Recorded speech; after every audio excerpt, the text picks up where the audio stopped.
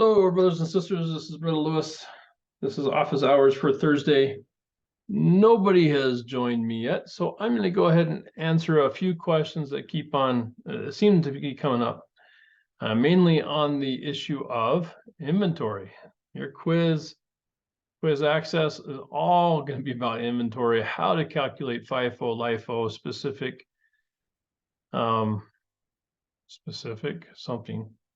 specific identification and weighted average, right?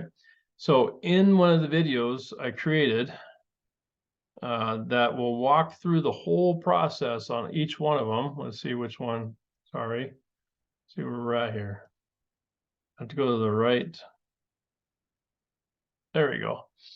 Okay, so in that, on these videos,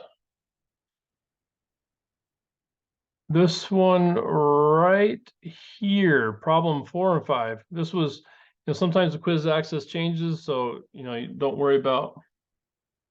Sometimes they're the same, but anyway, 4 and 5 in this case went through every single example of the inventory. Now I use a method which is just kind of scrapes what information is there into a basic format here and then adds a few columns so that I can walk through the actual process and see how it changes my inventory, ending inventory, and then I can capture each of those changes here, right? So really, if you watch that video, I'll show you how to construct this, and it should be pretty straightforward. But I always just work here in this inventory out part because that's where the real effort is, right? LIFO in and out. I mean, it's really the outs you have to worry about. All the ins are given to you. All the sales are given to you. Effectively, then all you're doing is figuring out what the out is and coming up with the cost of goods sold, the ending inventory amount, and oftentimes they'll check whether or not you understand, what the gross profit would be, and which method is better based on what you've done here in terms of allocating the costs out. So this is an example of one I think is in the video, but I know that there was a question about the specific one not working out right. And oftentimes, if they don't give you exactly what was pulled out of what inventory batch, and they just say something like this, 20 units were from beginning inventory and 6 units were from the July 7th, then you have to go back here and just say, okay, well, I want my ending inventory to match these numbers. So in order to do that, my beginning inventory, there's 6 left. So I got to reduce this one by, what would that be? 27, right? Leaves me 6.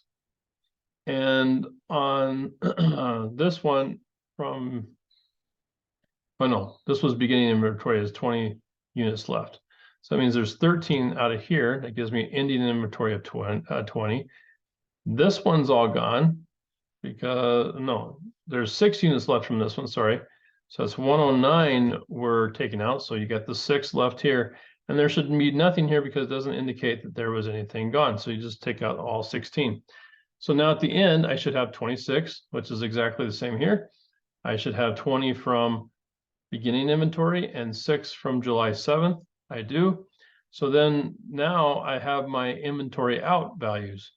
So I can just plug those in, 2349 as the total amount, and this will give me my gross profit. I've checked this before, so I'm pretty confident this is correct.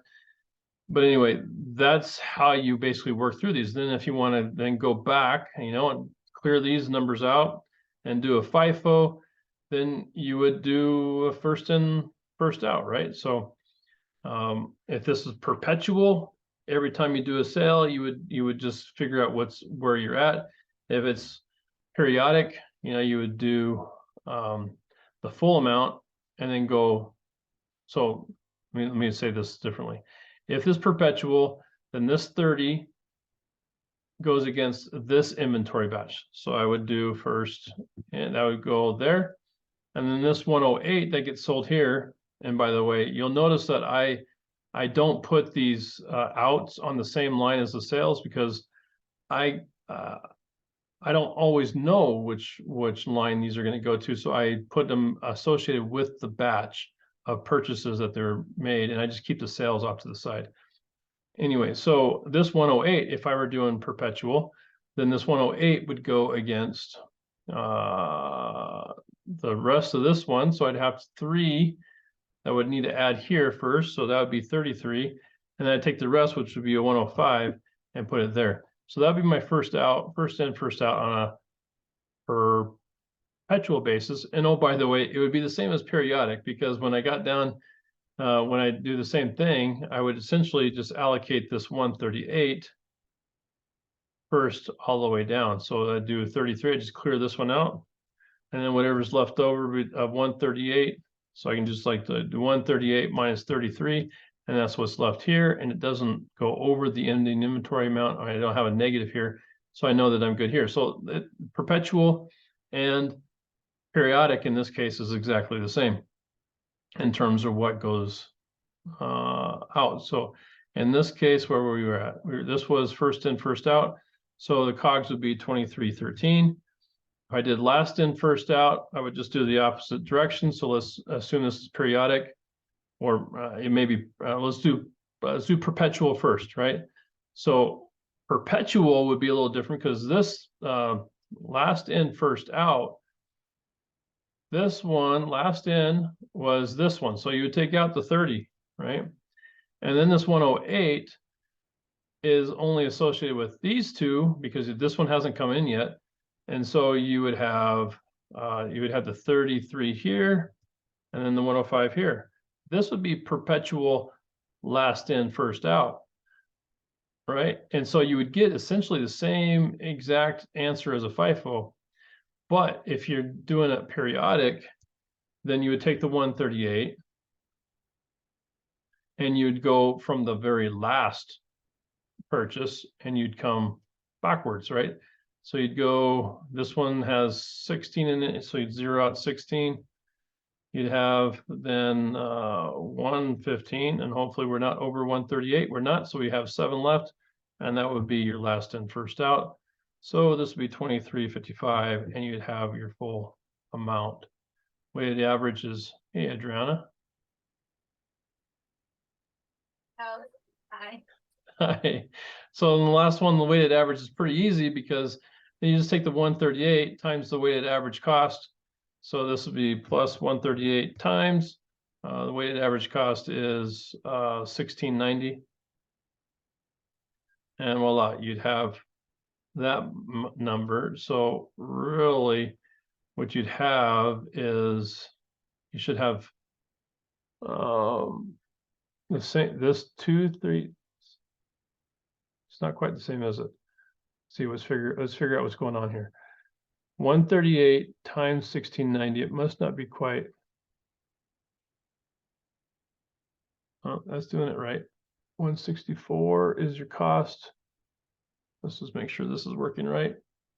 138 times 16.9, maybe I typoed something here. 138 times 16.9, why am I getting a different number?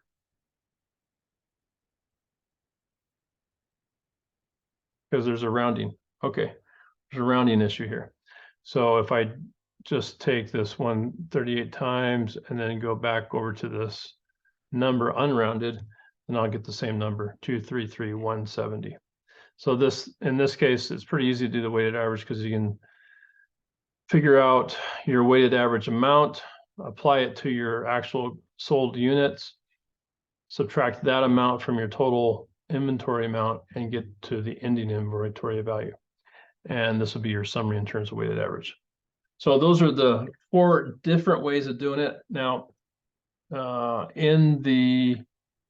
see if I go back here, in the problems for the quiz this week, quiz access, you're going to find almost every single one of them is going to be asking you how to calculate something, right? And you're going to have to take this information, drop it into an Excel file similar to this, okay, and then run your calculations. And if you have this Excel file, or know how to create this Excel file pretty quickly, this will work for you time and time again. and your quiz access and your quiz, and eventually in the exam. So understanding how to first, pull it out and drop it in here. This is basically, this would be the easy part, right?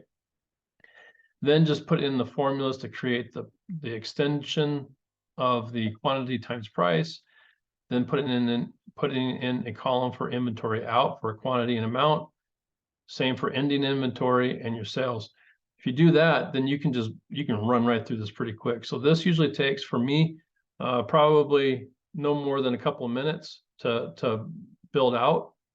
I can show you here just how I go through it, right? So let's take one of these. Oops, wrong one. So with